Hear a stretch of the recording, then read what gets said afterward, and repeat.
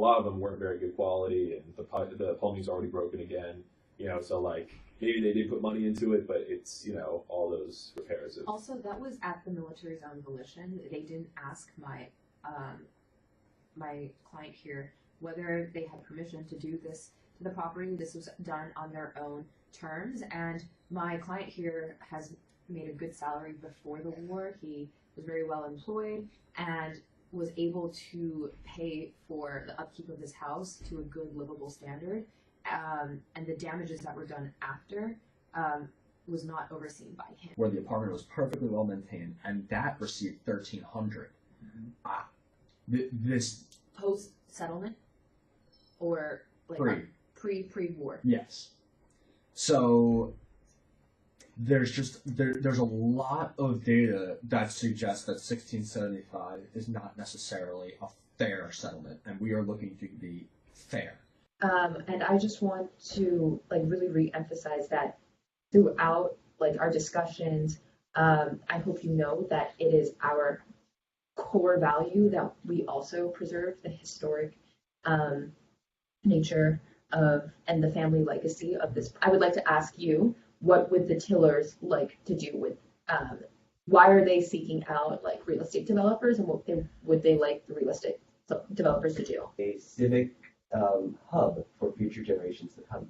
Could you please clarify what you mean by civic hub? Does this mean you want to invite the public in, or and what do you mean? What do you want to do with a hub? To ask, would you like to keep this property public or private?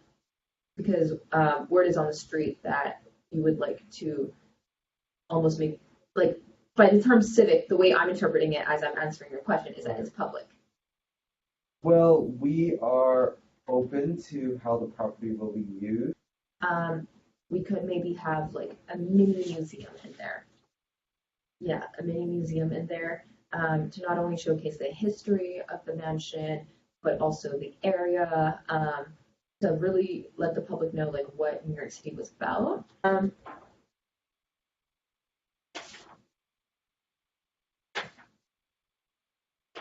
Okay. So I'll just clarify the bougie front. Yeah. So with the Tiller Mansion, right. So we agreed that the front gardens, the fountain, the driveway area should be upkept. Right.